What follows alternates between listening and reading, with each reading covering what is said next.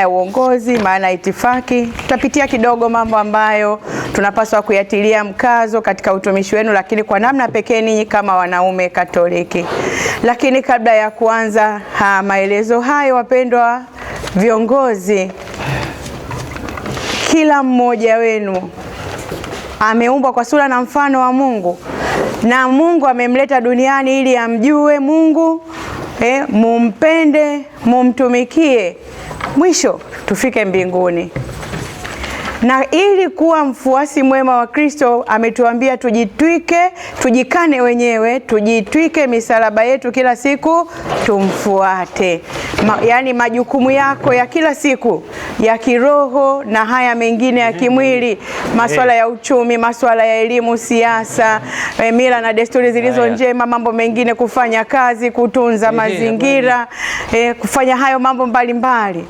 Lakini katika kuumba huko na kuelekeza huko, Mwenyezi amemtaka mwanaume awe kichwa katika mambo hayo. Sehemu nyingi kama sio maelekezo mbalimbali, sehemu zote ambazo Mwenyezi amezitoa, pamoja na kwamba amemshirikisha mwanamke katika kumtumikia, lakini sana amewashirikisha zaidi wanaume. Kwa hiyo kila mwanaume hapa ni kichwa cha familia yake. Kila mwanaume ni kiongozi. Mungu ni mwema. Kwa hiyo hakuna hapa ambaye anategemea kwenda motoni. Kila mmoja anataka kwenda mbinguni. Ombi langu kwenu, baba zangu na kaka zangu, usiwaze kwenda mbinguni kinadharia, bali weka katika matendo yale yanayo kusaidia na kukuwezesha kwenda mbinguni. Weka katika matendo yale ambayo unajua kwa kupitia haya ninayoyafanya yataniwezesha kwenda kufika mbinguni, kwa sababu tunaambiwa matendo yetu yataambatana na sisi. Kwa hiyo hapo ulipo una uwezo wa kujichekecha. Mama Kanisa anatufundisha kupitia katekisimu ya Kanisa Katoliki kwamba mbinguni ni muungano wa mwanadamu na Mwenyezi Mungu. Toharani ule muunganiko huko, lakini kuna vidoadoa. Kwa hiyo anapita sehemu, anasubiria atakaswe, na hawezi kujitakasa mwenyewe, kwa sababu huwezi tena kujiombea ukiwa umeshakufa. Unasubiri sala za watakatifu walioko mbinguni na roho na sisi kanisa linalosafiri duniani, kwa sababu tuna namna tatu za kanisa: kanisa la washindi watakatifu wa mbinguni, kanisa la roho za marehemu walioko toharani, na kanisa linalotembea hapa duniani liko hija safarini. Kwa hiyo nikuombe, hebu jiangalie, yani hapa uko wapi? Unaweza ukajua kabisa, yani hapa ndo naondoka na kwenda wapi. Naamini kila mmoja anaona anakoenda. Sasa kama unaona kabisa unaenda mbinguni, hongera, keep it up. Kama unaona mimi naenda motoni, ondoka huko, usibaki. Usiseme haina shida. Ina shida kuu, hatari, si salama. Na kama unaona unapita toharani, usijipe moyo kwamba haina shida, nitatoka tu. Wewe mwenyewe jiulize, bidii ulioweka katika kuombea marehemu ikoje? Ndio utaona hata sisi tukija kuondoka kuna hatihati. Japo kila adhimisho la misa takatifu tunaombea roho za marehemu toharani, mapadi wanapofanya wakati wa mageuzo, lakini basi inahitaji neema sana. Kwa hiyo wapendwa, ili uwe na hadhi katika kanisa, hadhi yako sio katika cheo chako cha serikalini, sio biashara kubwa ulionayo, sio familia, mke mzuri, watoto na elimu zao, sio kitu kingine chochote. Hadhi ya mwanauwaka ni muungano wake na Mungu. Hiyo ndio hadhi yako. Hadhi yako si kwamba una uwezo wa kunywa bia na haulewi. Hadhi yako si kwamba wanawake wanakupenda sana kwa sababu una uwezo. Hiyo sio hadhi yako. Hadhi ya mwanadamu kulingana na mababa wa Mtaguso Mkuu wa Pili wa Vatikani wanatuambia hadhi ya mwanadamu iko katika mwanadamu kuungana na Mungu. Na ili uungane na Mungu, pamoja na mambo mengine tutaendelea kuyaona huku mbele, ni lazima kuepuka kabisa dhambi za mauti. Usiseme nina kichenchede changu, hamna anayejua, kwa hasara yako na kwa motoni kwako. Usiseme yani mimi nakwambia nimeweka password, mtu akitaka kuingia WhatsApp lazima apite milango 6 ya password. Ni kwa hasara yako. kwa sababu haumfichi Mungu, ila hayo unayoyafanya ni masaidizi ya kukuangamiza kama unaficha kwa ajili ya uovu. Ili umpendeze Mungu lazima kukataa dhambi, lazima kusema hapana kwa dhambi, lazima kujibidisha. Lakini hapa na pale, hapa najua hampo, wanaume wananunua dhambi, japo na wanawake wachache wapo. Mnanunua mnunue? Mnanunua. Nyesi mnatoa hela mnahonga. Una mke mzuri mcha Mungu, ila umechepuka sijui wapi, umemjengea nyumba. Usikatai, umemsaidia, lakini ulitumwa hayo ukayafanye. Huo muungano wako na mchepuko, Mungu yupo? Mungu ni mwema. Kwa hiyo lazima tujiulize, wale tunaoongoza na wengine tunaokaa nao katika sehemu mbalimbali, tunapokutana sisi tuwe nuru kuonesha kwamba haya yampendezi Mungu, tusiyafanye. Biashara za ulaghai, biashara ambazo hazimpendezi Mungu, hazikubaliki kwa Mungu, na mambo mengine mbalimbali, uzembe katika mambo ya kanisa. Na sasa hivi tuna magomvi kwenye kanisa, tunakususiana, kuchukiana, kuharibiana, kutendeana mabaya, kurudishana nyuma, kufanyiana ya mabaya ili ndani tu mwingine asisonge mbele na kadhalika. Kipindi cha chaguzi ninyi wenyewe ni mashahidi. Ndio rafrodi, lakini baada ya kufanya mambo haya na yale, mategemeo makubwa sana ya kuwa kiongozi, mategemeo asipofikia mnapata wakati mgumu. Hayo yote hatupaswi kuyafanya. Tunyenyekee kwa mfano unyenyekevu wa Kristo, wapendwa kaka zangu na baba zangu. Sasa inawezekana bado hujafika, tunyenyekee katika kumtumikia Mungu.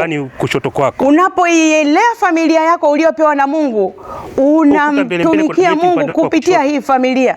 Uliahidi kwamba utawapokea na kuwalea kwa mapendo watoto utakaopewa na Mungu wewe na mke wako, kama ilivyo sheria ya Kristo na kanisa lake.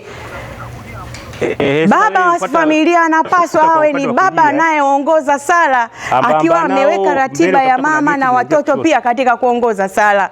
Ni baba ambaye kitabu kikuu kwenye familia yake ni neno takatifu la Mungu. Ni baba ambaye sehemu anayoipenda kuliko yote ni altare ndogo aliyotengeneza nyumbani kwake. Hata kama ni stuli ndogo, ameweka Biblia takatifu na msalaba, ameweka mshumaa wake wakati wa sala na uwasha. Huyo ndio baba wa Kikatoliki. Sio baba ana makochi mazuri, ana majumba mazuri, amesoma, ana maisha mazuri, na akichanga michango anapewa sifa, anaonekana ni baba mwema, lakini swala la imani una efu. Swala la malezi ya familia kiroho una efu. Swala la uvumilivu na kuitunza familia haupo. Wewe unaondoka alfajiri unarudi usiku kama nani? Hata kuku sio popo, sio wanasema. Sasa ninyi kama wababa wema ambao mpaka mnafika kuchaguliwa ngazi ya dekania, tunaamini wameangalia kuanzia jumuiya, kuanzia kanda na mitaa, kuanzia vigango, parokia, mpaka mmefika level za dekania, na wenzetu wamefika level ya jimbo. Naamini mmeonekana kuna kitu cha tofauti ndani yenu. Mnaweza kuwasaidia watu wakabadilika, watu wakaimarisha zaidi uhusiano wao na Mungu, watu wakaimarisha safari yao, hija yao hapa duniani, bondeni huku kwenye machozi, na kuweza kufikia uzima wa milele mbinguni. Kama hatutayashikilia hayo kwa bidii, na tukaanza tu kufanya mazoezi kutengeneza six packs, tukaenda kununua vumbi la Kariakoo, sijui vumbi la kutengenezea nyumba wanasema, tukafanya hayo yote ili tuwe bora. Ubora wetu ni katika kuungana na Mungu. Ubora wenu baba zangu ni katika kuiunganisha familia na Mungu. Ndio maana waraka wa pili wa Mtume Paulo kwa Korinto sura ya 11:3 anatuambia kwamba kichwa cha mwanamke ni nani jamani? Kichwa cha mwanamke ni mwanaume, na kichwa cha mwanaume ni Kristo, na kichwa cha Kristo ni nani? Ni Mungu. Waraka wa kwanza wa Mtume Paulo kwa Korinto sura ya 11:3 anasema, basi na wasifu kwa sababu mmenikumbuka. Akaeleza asema, lakini nataka mjue ya kuwa kichwa cha mwanaume ni Kristo, na kichwa cha mwanamke ni mwanaume, na kichwa cha Kristo ni Mungu. Hivyo baba mpendwa, unapovaa ukafunga safari hapo unapoenda, nani anakuongoza? Ni Kristo. Usimpeleke Kristo sehemu ambayo hapendi kwenda. Leo mlisikia kwenye kolekta Dominika ya 15 ya mwaka A wa kanisa, katika kolekta ile sala ya pale mwanzo, tunajitahidi kufanya yale ambayo yanaendana na Kristo anayotaka yafanyike na kukataa yale anayompinga Kristo. Kwa hiyo pale tunapotenda dhambi yoyote, kufanya ovu lolote, kuenenda kinyume na mapenzi ya Mungu, Kristo amelipambania kanisa mpaka amekufa juu ya msalaba kwa ajili ya kutupambania. Tutakapolega kwenye utume wetu, tutakapodondosha utume wetu chini, hakika tutakuwa tunafanya yale ambayo yanapingana na Kristo. Wapendwa baba zangu, jiangalie hapo ulipo. Wakati tunaanza uongozi na itifaki, hebu jiulize, wewe uko wapi? Jijibu mwenyewe. Je, maisha ya familia yako ni kweli kanisa dogo la nyumbani? Je, wale unaowaongoza katika dekania, parokia kadhaa ndani ya dekania zako, parokia na parokia teule, je, ni familia ndogo, kanisa dogo la nyumbani? Ni shule ya sala, shule ya imani, shule ya matumaini?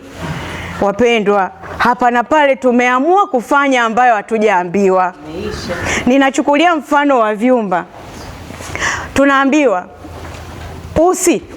usiue, usiibe, ni sawa na kuambiwa chumba kile usiingie. Mle kuna chatu, mle kuna mamba, mle kuna simba na wanyama wengine wakali. Mle usiingie, ukiingia umekwisha.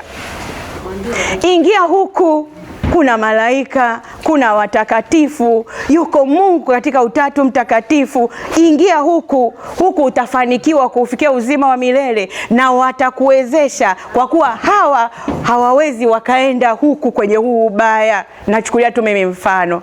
Lakini wewe unasema hamna, mimi kama mwanadamu siwezi kuishi bila kwenda kwenye kile chumba. Jamani, ni kwa hasara ya nani? Kwa sababu tu labda kwenye chumba kuna kakitu kingine kazuri, lakini ni hatari. Kwa hiyo tunapoambiwa tusiende kwenye uovu, tusiende. Tunapoambiwa tukatae mabaya, wapendwa, tukatae. Bahati nzuri, baadhi ya wanaume wanaokufuata wanakuambia, mimi Rose nakupenda kupita kiasi. Ambia asante kwa kunipenda. Nashukuru. Rose, umeolewa? Ndio. Mimi nimeoa, lakini mke wangu sio kiivu, yani simuelewi. Nilikuwa nataka nitafute mahali kidogo niwe natulia. Mimi aliwaambia hiyo ndio staili ya kutulia ni nani? Yani unamwacha mke wako mzuri kwa sababu tu labda ametofautiana kidogo, afu unaenda kutafuta shida ukatulie na shida. Wanaume Katoliki, naomba unisaidie niwe natulia tu, lakini nitakupa kila unachotaka. Lakini ukimwangalia unatamani umwambie huku unakotaka kuelekea unaelekea bila Kristo, usiende huko. Uzoefu ni kwamba unapaswa kusema hapana na kumsaidia sana. Mungu ni mwema kila wakati. Tunapaswa kupambana. Hata ikatokea unayumbishwa, labda watakufuata wewe, usiogope, kataa. Ikitokea wakakusingizia, maana hilo ndio kubwa sana, usiogope. Anayejua yote ni Mungu. Kusingiziwa uwezi kukataa. Unashangaa tu unatengenezwa Manyerere ambaye hata umjui. Yaani anajazwa vitu mpaka useme Manyerere ndio mimi. Unamwangalia aliyetengenezwa huyu, yuko hivi 1 2 3. Hivyo visikukatishe tamaa. Daima vipo, hata Kristo alisingiziwa mengi. Lakini wewe kwa bidii ya kukataa dhambi, bidii ya kusali mara kwa mara, kama ambavyo tutapita hapa kuona, vitatusaidia kusimama vizuri kwenye ufuasi wetu kwa Kristo. Wapendwa, tunawapenda sana baba zetu. Ninyi ndio viongozi wa familia. Kanisa limeachwa kwa mikono ya wanaume wakisaidiana na wanawake, lakini mamlaka kamili imeachwa kwa wanaume. Aliyepeleka taarifa ya kwanza ya kuhusu Kristo ni Mama Bikira Maria. Alipata tu ujauzito akaenda kwa Elizabeth, pale conversation ikaanza ya Yohane na nani na Bwana Yesu. Lakini Bwana Yesu hakumwambia Bikira Maria na kuachia funguo. Alikuwa na uwezo wa kumwambia. Lakini pia aliwaachia wanaume ninyi. Hakuna mwanaume ambaye hana thamani mbele ya Mungu. Kila mwanaume ana thamani. Hata uitwe mwanaume suruale, hata wakwambie sijui najuta kuolewa na wewe, hata upewe maneno mabaya kiasi gani, wewe ni mwanaume, utabaki kuwa mwanaume hata kama huna uwezo kiasi chochote kile. Hakuna anayeweza kukuondolea ubaba ulioshirikishwa, ubaba wa kimungu ndani yako. Unapotukanwa na kukashifiwa, kumbuka kwamba wewe ni mwanaume na utabaki kuwa mwanaume uliyeshirikishwa ubaba wa kimungu. Mungu mwenye nguvu azidi kuwainua katika utume wenu. Tunamuomba azidi kuwawezesha kwa nguvu ya Roho Mtakatifu. Mwache alama takatifu, alama nzuri. Mkikutana na changamoto msiogope, zozote zile msiogope, bali pambaneni muweze kufanya vizuri utumishi wenu.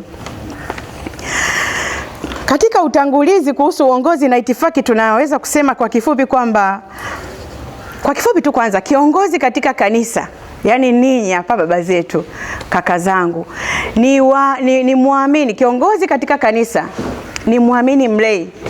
Tunaachana na ile uongozi ya hierarkia. Hierarkia ni baba mtakatifu, maaskofu, mapadi na mashemasi. Hao tunaongelea uongozi tukisema hao wa walei. Walei ni wote. Katika walei kuna wanaume na wanawake. Kwa mtu aseme mimi sio mlei.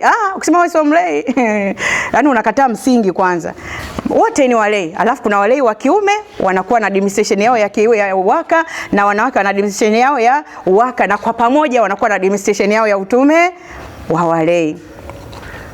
Kwa hiyo kiongozi mlei katika kanisa ni muamini ambaye amechaguliwa na wenzake kwa kura ya siri au kura za siri, akaidhinishwa na hierarkia.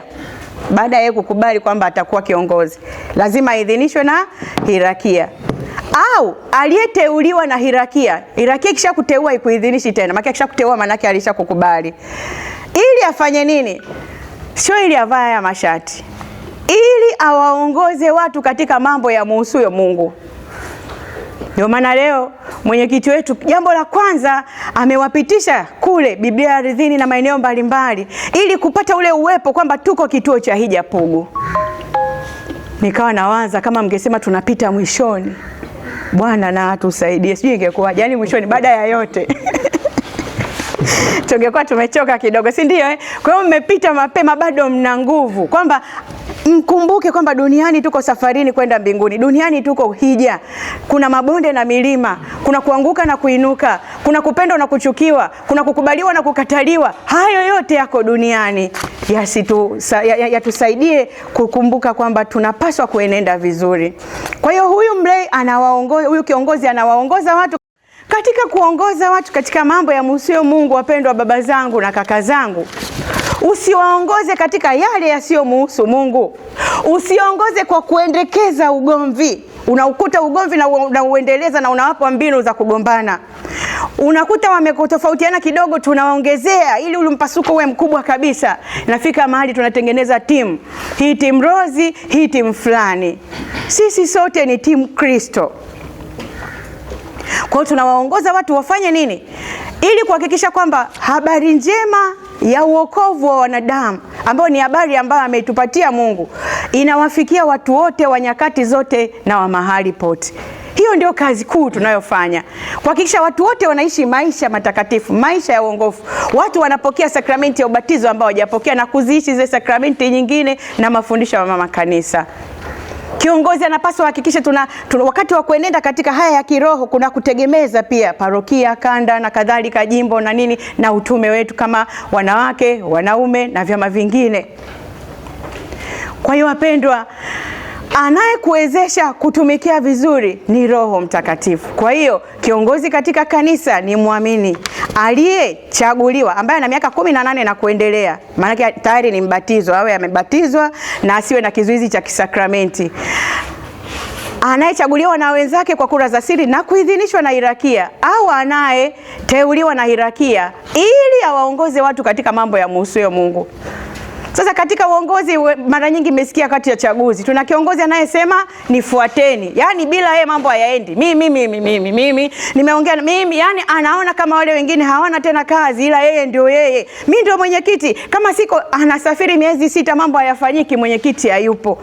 Mwenyekiti mzuri anaondoka, lakini kazi zinafanyika, na anafanya kazi kwa simu na anamkaimisha yule ambaye yupo wa chini yake, labda ni makamu. Kiongozi anapenda kupigiwa makofi, anapenda umaarufu, anapenda sifa. Aina nyingine ni kiongozi anayesema tangulieni. Huyu ni mvivu, ana mambo yake mengi, anafurahi huko kwenye kamati tendaji, lakini kila siku niko Dodoma, niko Tabora, niko Mwanza, basi taarifa labda ya fedha, laptop nimeacha da. Sasa umeacha da laptop, tunatakiwa tukae kikao. Wewe ukujua kwa nini kuandaa ni advance? Mungu ni mwema. Anatega tu, mwisho wa siku miaka 3 imeisha, vitu havijafanyika, kulikwamisha watu. Ni kiongozi anatafuta sababu sana, badala ya kuangalia nifanyeje hili jambo lifanyike, hata kama niko mbali, hata kama niko wapi, nifanye. Kama naumwa basi wengine wafanye, wakati mimi naendelea kujiuguza. Aina ya 3 ni kiongozi anayesema twende pamoja. Hasemi njooni twende pamoja, lakini anavyoongoza anauliza, jamani hapa mnasemaje, hapa ikoje? Hata kama ameshaelekezwa hapa piteni 1 2 3, anawauliza wenzake, akiona wako mle basi ananyamaza, akiona hawamo humo basi anachanganya na hilo, basi ilikuwa nawaza tupiteni hivi na hivi na hivi. Kwa hiyo mama kanisa mtakatifu anaelekeza tuwe kiongozi wa aina hii ya 3, kiongozi twende pamoja. Kuwa kiongozi wa kuchaguliwa au kuteuliwa bila kumwandaa kwa maarifa na kukuza vipaji vyake ni sawa na kusafiri na gari lenye dereva asiye na mafunzo yoyote. Kwamba tayari tumechaguliwa, tayari tumepitishwa na hierarkia, tayari tumeapishwa, shughuli maarifa, na ndio leo tunayasisitiza. Kuna mmoja kaniambia vitabu vyote hivi bila maarifa hatutaweza kuongoza, na hakuna atakaye thubutu kusema kwamba mimi jamani ni uwaka tu, sihitaji kusoma sana mimi kamata uinjilisha. Lazima tuwe na neno la Mungu, Biblia takatifu ya Kikatoliki yenye vitabu 73 au 72. 72 ikiwa maombolezo ya Yeremia, na kitabu cha Yeremia nabii ni kimoja. 72 73 kama kitabu cha nabii Yeremia kimesimama chenyewe, na maombolezo ya Yeremia kimesimama chenyewe. Tunatamani tungekuwa na nafasi tungepitisha Biblia ina vitabu vingapi, mgawanyo wa Agano la Kale na Agano Jipya, nyaraka za Mtume Paulo ni zipi, tukapitisha wakati mnaenda kule tukawagawa mwende huko, afu baadaye tunawapa maswali kama 20 tunakusanya. Kwa jinsi tunavyojua sidhani kuna ambaye angekosa. Muendelee hivyo hivyo na moyo huo na mpambane zaidi. Kwa hiyo tunapaswa kusoma Biblia takatifu. Isome na ikae nyumbani, zawadi unaweza kuwapa watoto wako sana. Lakini lazima tusome katekisimu ya Kanisa Katoliki, ufupisho wa imani yetu au summary ya imani. Huwezi kusema kwamba ukisoma hiki ndio kila kitu. Mafundisho ni mengi sana. Pia mapokeo yapo. Kristo anatuambia yale yaliyofundishwa, Yohana anasema yale ambayo Kristo aliyafundisha yangeandikwa hata vitabu duniani visingejaa. Yaani vingejaa visingepata sehemu ya kuweka. Kwa hiyo lazima tuwe na katekisimu ya Kanisa Katoliki na muisome. Mbona wanaume mna nafasi tu? Yaani shida kichwani mna mambo mengi. Mpira. Lazima msome sheria za kanisa, sheria kanuni. Ziko 1752. Na hii sheria ya 1752 mwishoni anasema jumla ya hizi sheria na utekelezaji wake uelekee katika kumwokoa mwanadamu, katika uokovu wa mwanadamu. Kwa hiyo jumla ya utume wenu ni katika kumwokoa nani jamani? Mwanadamu. Soma sheria za kanisa. Hapa na wajua ambao mna ma PhD, afu hujasoma hiki, kweli umesoma vitabu vikubwa vile. Unatujengea jengo kubwa kabisa hata lidondoki. Alafu hiki kitabu unasema una nafasi au hujataka. Sema na sisi tuseme nataka kusoma. Kwa msaada wa Mungu nataka. Kitabu kingine ambapo mara nyingi tunakitumia ni hiki, kinaitwa kitabu cha hati za Mtaguso Mkuu wa Pili wa Vatikani. Kama mnakumbuka mwaka 1962 hadi 65 ulifanyika mkutano mkuu wa maaskofu wote ulimwenguni ili kuwaruhusu mambo mazuri yaliyokuwa nje yaingie ndani ya kanisa, na ambayo yalikuwa ndani ya kanisa yalionekana yanahitajika kuboreshwa yaweze kutoka. Ndio hapo utume wa walei ukapewa nguvu na vitu vingine vingi, na liturujia ikaboreshwa zaidi na vitu vingi. Kwa hiyo lazima kusoma. Ziko hati 16. Ziko katiba, ziko decree na yako matamko. Kwa lazima ujue matamko yapi, decree ni zipi, katiba ni zipi na zimeelekeza nini. Tunaweza kusoma, sio kikubwa. Lakini kuna na mengine vingine, lakini lazima kusoma katiba ya halmashauri. Maana hii inaongoza katiba zote. Katiba zote ziko zimetengenezwa kwenye juu ya msingi wa hii. Ndio maana wanasema katiba ya walei ama ya UWAKA WAWATA, mwisho wa siku wanasema tutatumia katiba ya pale tutakapokutana na mgongano, tutatumia katiba ya walei, kwa sababu sisi wote ni walei, lazima pia tuifahamu. Na ndio maana hapa mtaangalia kuna ambao walikuwa kwenye halmashauri za walei, leo wako UWAKA. Mungu ni mwema. Na ukisinzia na kujua, nitawaambia mke wako unasinzia. Na nilihisi tu hiyo safari ya huko ilikuwa ni ngumu kidogo. Yaani leo mkisinzia nitawaambia mimi si mwalimu, simameni afu mnacheza siyependa shule ni mtoto. Hivi kuna ambaye hana hii katiba? Kama una hii katiba, you are not serious. Maana hii ndio katiba yenu. Kama mpaka level hii una hii katiba, yani wewe ndio unaturudisha nyuma. Wewe ndio unaburuza watu bila kujua taratibu, kanuni na sheria. Kama hauna. Lakini uzuri nimeona juu ya meza karibu wote mnazo, na Mungu awabariki.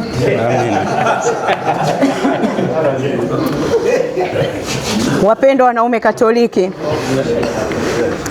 tunasisitizwa tuwe na ufahamu. Bila kuwa na ufahamu, kanisa linaendaje? Huu utume unapaswa uendeje? Kupitia hivi vitabu nilivyowapitisha hapa, hamtaweza kuongoza vizuri.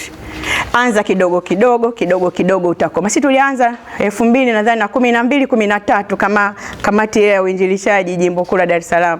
Tunapikwa kidogo kidogo. Lakini tumepikika kiukweli. Kuna vitu tunaona tumebadilika kabisa. Na mizizi ya imani inakita chini kabisa. Yaani kiasi kwamba hata ukitikiswa, yaani mlingoti chuma, bendera chuma. Lakini kama uko juu ndugu yangu, kama injili ya leo umepandwa kwenye miamba. Yaani upepo ukija kule ushasusa kabisa, unaenda zako sio kwa nani, tunakukuta na wewe umefungua kanisa lako, na wewe ni padri, unafukiza tu chetezo, unalisha watu hostia, basi umeamua tu. Mungu ni mwema. Lakini sio ambayo mama kanisa anataka, na sio aliyoagiza Kristo. Kwa lazima tusome na tujitambue. Jambo ambalo ni hatari kwa maisha ya wasafiri wa chombo hicho ni kwamba utakapoongoza watu bila kujijua mwenyewe unapaswa ufanyeje na hali iweje, utawaangusha na utawapoteza. Ndio maana tunasisitiza, wapendwa, jitahidini sana kuongoza watu kwa ufahamu. Someni mafundisho mbalimbali.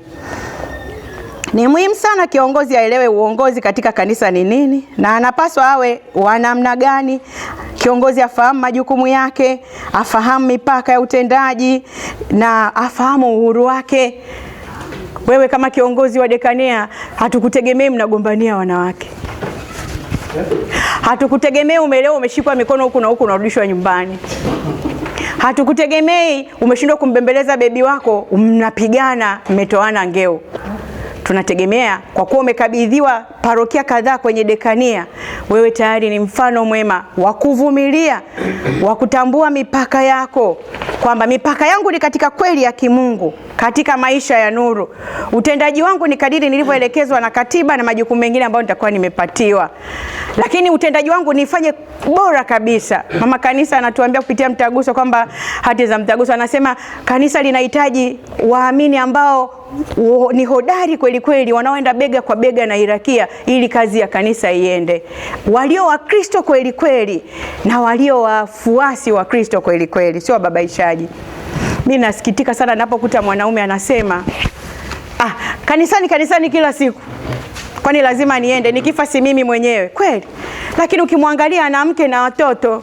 Sasa haya maneno unayasema mbele ya watoto, imani yako imekushinda, basi nyamaza nayo mwenyewe. Lakini tunachojua ni kwamba imani ipo. Kristo amefanya makubwa miaka 2025, sasa hivi 2026 Kristo amekuja duniani. Basi atumwamini, tuamini huu ulimwengu ulivyo na mambo mbalimbali. Maana tunafundishwa kwamba imani ni muambatano wa nafsi ya mwanadamu na Mungu. Imani ni kuambatana kwa mwanadamu na Mungu. Kwa mtu akwambia mimi na imani, lakini hatuoni unaambatana naye. Lakini imani ni jibu la mwanadamu kwa ufunuo wa Mungu. Na kilicho kikuu ni kumjibu Mungu upendo aliotupenda zaidi sisi. Mungu anatuhurumia kwa kuwa anatupenda sana. Na sisi lazima tuhurumie watu kwa kuwa lazima tuwapende sana. Tunampenda Mungu kuliko vyote na tunampenda jirani kwa ajili ya Mungu. Wapendwa viongozi, tunahimizwa sana. Roho Mtakatifu ndiye ambaye anakaa ndani yetu kutusaidia. Tumsifu Yesu Kristo. Roho Mtakatifu anahuzunishwa anafifishwa na anazimwa kwa dhambi. Usimuhuzunishe, usimfifishe. Ndio ile inaitwa lazima uweze kujikatalia, kwamba wanasemaga dhambi ni tamu. Si unaiba unapata hela nyingi, unakuwa tajiri, unasifika. Si unalewa unafurahi, unapanda juu ya meza vichenjede kama vyote kwa sababu una uwezo. Sasa unajiona kwamba ndio maisha, lakini sio. Kama kweli ni tumesema na tumeapa kwamba tutatumikia kwa mfano wa Mtakatifu Yosefu, lazima tuwe kama yeye na tumuombe atusaidie. Kwa lazima kujikatalia mambo mbalimbali ili huu utume tuliokabidhiwa uongozwe na Roho Mtakatifu ndani yetu. Kwa hiyo tunapaswa tumuishe ndani yetu siku kwa siku kwa mambo mbalimbali ambayo tutaeleza. Tukiongozwa na Roho tutakuwa chini ya sheria, na tukiishi kwa Roho tuenende kwa Roho. Wapendwa, ili tuweze kuongoza vema tunapaswa kujiimarisha, tufahamu namna bora ya kuongoza na tuzingatie itifaki ya Kanisa Katoliki. Tunaambiwa sasa uongozi ni nini? Tupite kidogo. Uongozi tu kwa ujumla, na tunautumia pia ndani ya kanisa, ni uwezo wa kutumia vipawa alivyokupa Mungu ili kubadilisha na kuimarisha maisha ya wengine. Kila mmoja ana vipawa. Somo ambalo leo mtaenda kulisoma wapendwa ni waraka wa kwanza wa Mtume Paulo kwa Wakorinto sura ya 12. Utaanza kwa muda wako tu, utaanza aya ya kwanza hadi aya ya 11. Waraka wa kwanza wa Mtume Paulo kwa Wakorinto sura ya 12 aya ya kwanza hadi ya 11. Kwamba kila mmoja ana karama, lakini anayetenda kazi ndani ya kila mmoja ni Roho Mtakatifu. Pamoja na kwamba mimi niko hapa, kaka Majerere yuko hapa, yupo, ninyi mpo, kila mmoja ana karama, lakini anayetenda kazi ndani ya kila mmoja wetu na kutuunganisha ni Roho Mtakatifu. Hivyo tunahitajiana karama kwa karama. Kwa hiyo tunaambiwa uwezo sasa wa kutumia karama.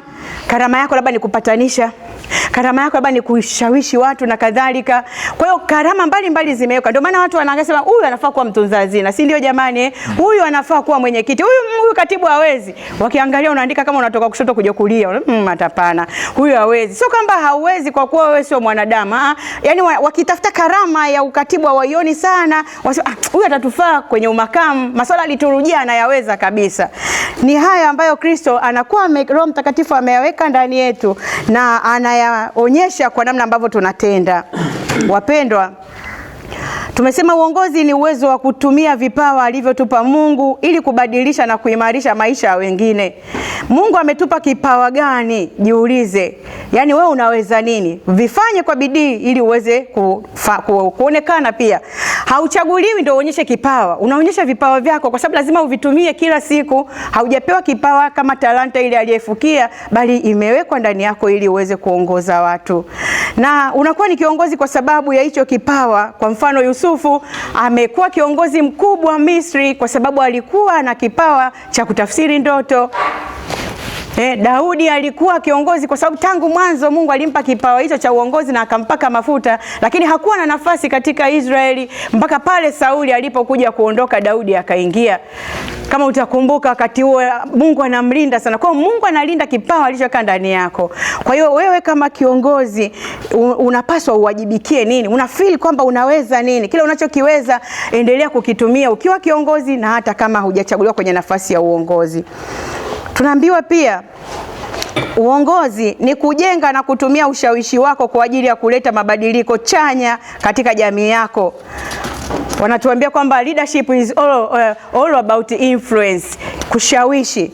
Na kushawishi ni kufanya mtazamo wa mtu afanye vile ambavyo hakuwaza kuwa angeweza kufanya, ila wewe umemshawishi na ameweza kufanya.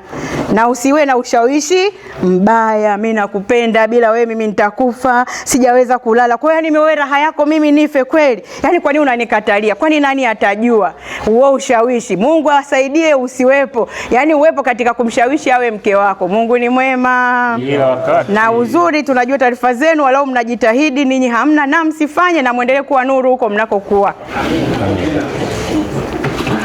Wapendwa, jenga ushawishi wako kwa kutumia kipawa ambacho Mungu amekupa. Kipawa cha, yani ushawishi chanya, ushawishi wa utakatifu. Uongozi pia ni kutoa mchango kwa watu wanaokuzunguka hata kama hauna nafasi, yani position.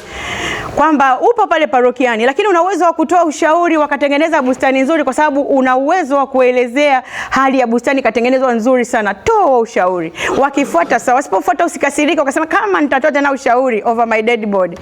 Wewe toa ushauri kila leo, ufuate usifuate, wewe toa nini jamani? Ushauri. Thawabu yako inakuwa ishapokelewa, iko mbinguni. Ila utakaposusa, usipotoa ndio utapata changamoto zaidi. Kwa hiyo toa. Anasema kwamba mchango wa mawazo, hali na mali na kadhalika. Kwa hiyo jitahidi sana utoe kile ambacho Mungu amekupatia. Kwa hiyo hapa pia ninyi kama viongozi wa dekania, hatutegemei tena tuende kwa dekano tunaomba nauli ya kwenda kwenye mikutano. Tumepewa nguvu tufanye kazi, tufanye biashara, yani tutengeneze, tafute hela, tafute vitu mbalimbali vituwezeshe kujisustain kiuchumi. Tutegemee kwamba tuje huku tutafute fursa za kupata maendeleo ndio maana napambana nipate uongozi. Hapana, tunakuja kutumikia kwa mfano wa Kristo ambaye hakuja kutumikiwa bali kutumikia na kutoa nafsi yake kwa ajili ya wengi. Kwa hiyo baba zangu na kaka zangu, uongozi katika kanisa pamoja na kushawishi na kutumia karama na vipawa ulivyopewa, jitahidi wewe unafanyia nini huu utume, na sio utume unakusapoti nini kifedha, ama huu utume unakusababishaje uwe maarufu ili baadaye uje uingie kwenye siasa.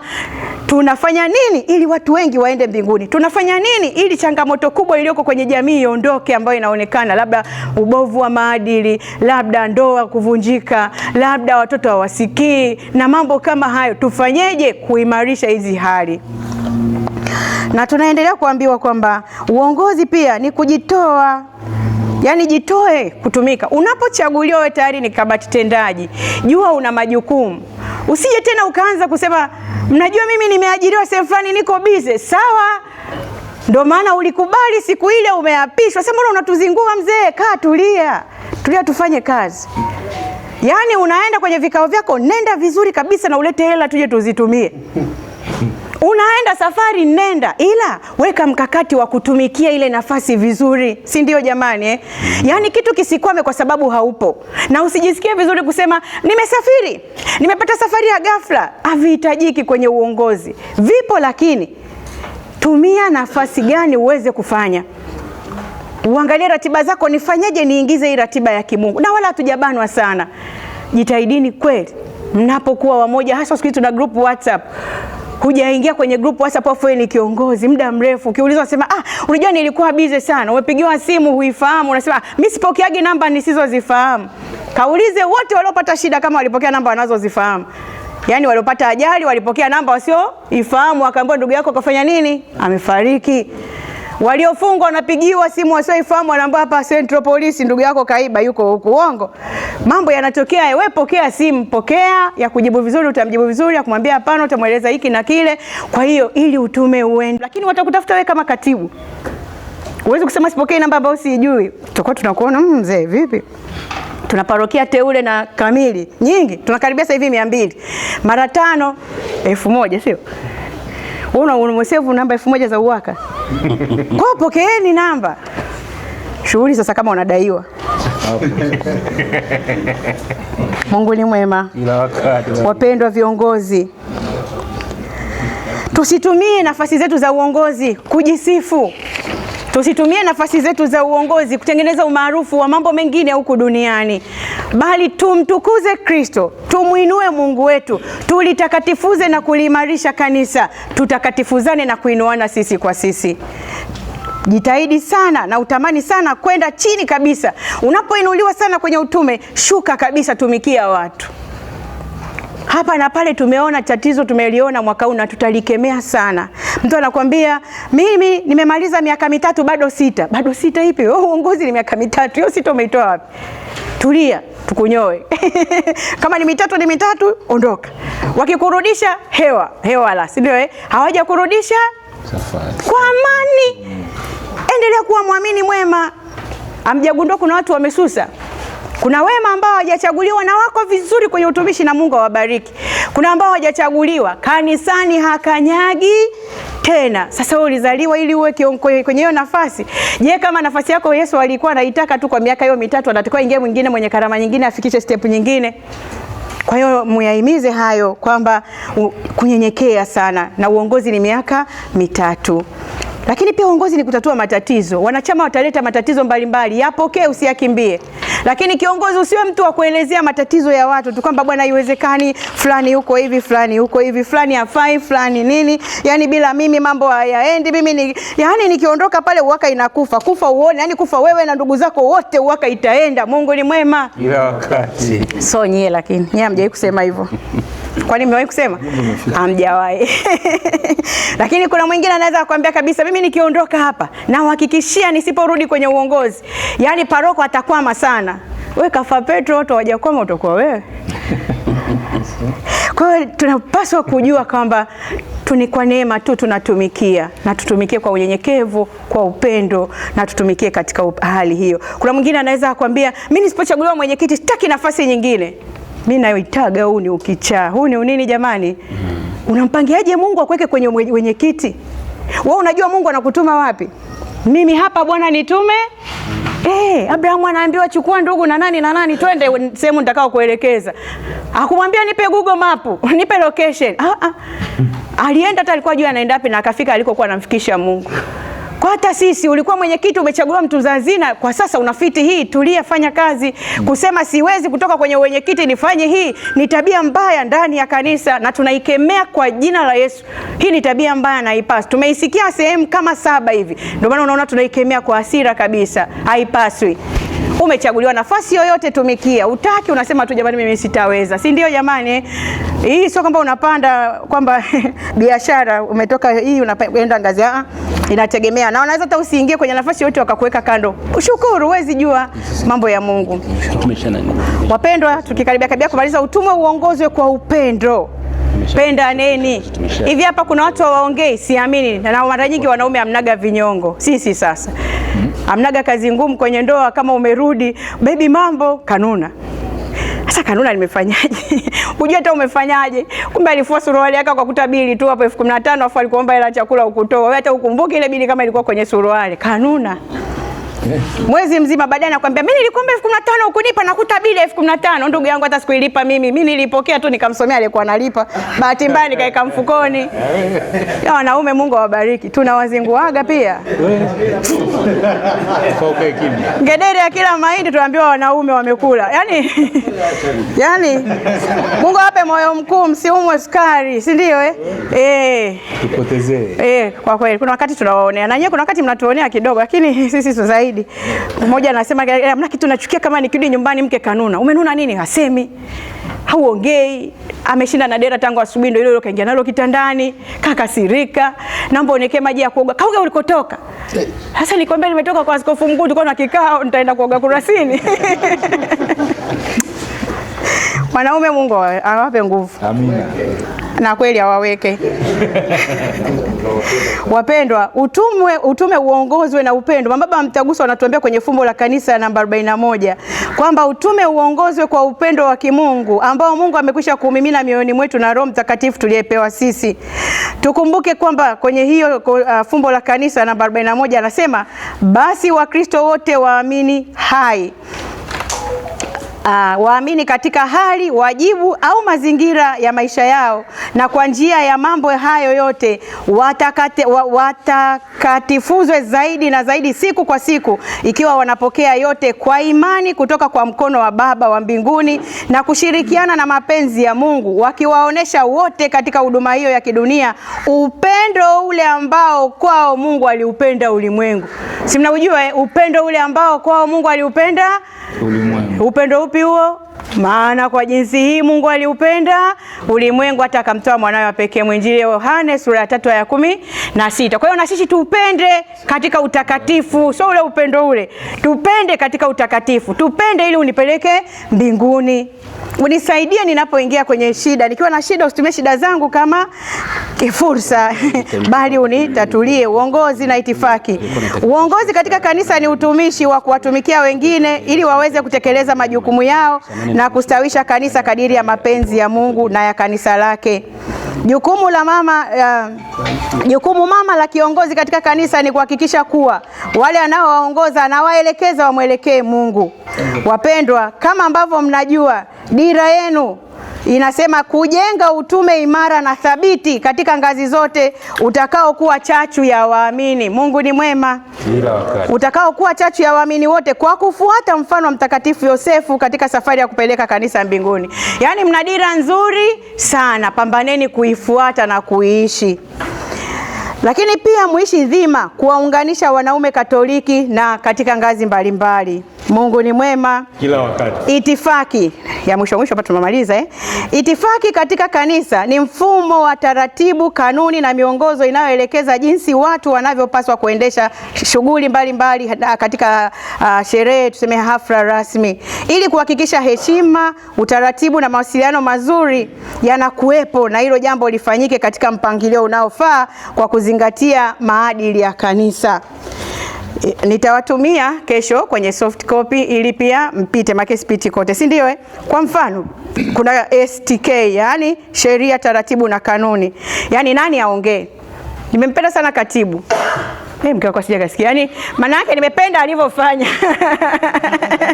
Anasema nimesoma hizi agenda na kukaribisha mwenyekiti kwa maelekezo, si ndio kuna katibu mwingine ukute aelewani na mwenyekiti. Akishainuka utakoma mwenyekiti. Yani ufanya utani anafunga mpaka na kikao.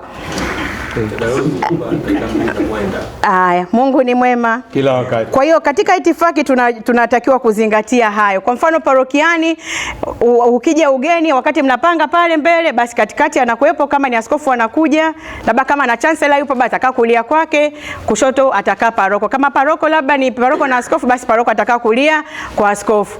Lakini sasa nisisitize hii hierarkia kanisa Katoliki. Hapa sasa nisisitize kidogo wakati namalizia. Wakati wa utambulisho wanapokuja maparokiani, mwenyekiti wa UWAKA karibu kwa neno. Kama utaenda kutaja zile itifaki, kama ni nyingi sana usizitaje zote. Yaani mheshimiwa si wako kama 7, 8, 9 na UWAKA wote naye anakuja na hesabu, unamtaja yule wa kwanza, unasema itifaki imezingatiwa. Sasa kosa kubwa linalofanyika mara nyingi, kuto kujua vema majina ya wale waliokuja, wale wageni, haswa mgeni rasmi. Hakikisha unajua majina yake yote. Ana jina moja lakini anakuwepo majina matatu. Nitoe mfano miwili labda. Wa kwanza amekuja hapo Mwashamu Baba Yuda na mtambulishaji. Nitakapofika nataka nitoe itifaki kwake, si ndio Kwa hiyo nitasema Mhashamu sana Juda Tadeus Ruwaichi, askofu mkuu wa jimbo kuu. Nimeanza hapa Mhashamu sana askofu mkuu, si ndio Kwa hiyo nilianza jina lake, tunaanza na majina yao, si ndio Mhashamu sana anatangulia kuitwa hivyo, Mhashamu sana. Baba Mtiamungu wasaidizi ni Wahashamu, si ndio Hawa maaskofu wakuu tunasema Mhashamu sana. Kwa hiyo tunasema Mhashamu sana Jude Tadeus Ruwaichi, ndivyo anavyotaka litamkwe na ndivyo tulivyopewa tangu mwanzo alivyokuja Dar es Salaam. Na tunasema askofu mkuu wa jimbo kuu la Dar es Salaam. Kama yuko na msaidizi wake tunasema Mhashamu Henry Mchamungu, askofu msaidizi jimbo kuu la Dar es Salaam. Mheshimiwa labda sema mkurugenzi wa lei Padri Vitalis Kasembo, mkurugenzi utume wa walei. Ukiamua kuongeza na paroko wa parokia Mtakatifu Teresia Mtoto Yesu Viwege, na paroko wako na wengine, ila kama muda hautoshi unawataja wachache. Lakini nawaomba msikosee majina ya Baba Ruwaichi. Lile jina lake wengi wanalikosea. Tutalituma tena na tena na tena. Msilikosee kwenye kuandika, usilikosee kwenye kutamka. Kuna mmoja alisema, nashukuru sana, karibu kwetu Baba Ruwaichi. Yaani Baba Ruwaichi ni nani? Hatuna Baba Ruwaichi, si ndio? Mtamke vizuri, si ndio jamani Unavyoendelea ndio unaweza ukaendelea sasa Mhashamu sana Baba Askofu, hivi na hivi na hivi, Mhashamu Baba Askofu, si ndio Lakini pale mwanzo unapoanza hivyo, au anakuja rais wa baraza la maaskofu, lazima useme Mhashamu, si ndio Wolfgang Pisa, rais wa baraza la maaskofu na askofu wa jimbo la wapi? La Lindi. Kwa hiyo niseme nini? Itifaki inahitaji uyajue majina kwa usahihi na ujue vyeo vyao kwa usahihi na ujue anaanza kutajwa nani na mwisho atamaliziwa nani. Kwenye kupokea parokiani ni nani anampokea askofu? Sio mimi ni mwenyekiti anakuja kwa ajili ya uwaka unaenda. Ndugu yangu pale anakuepo paroko, si ndio?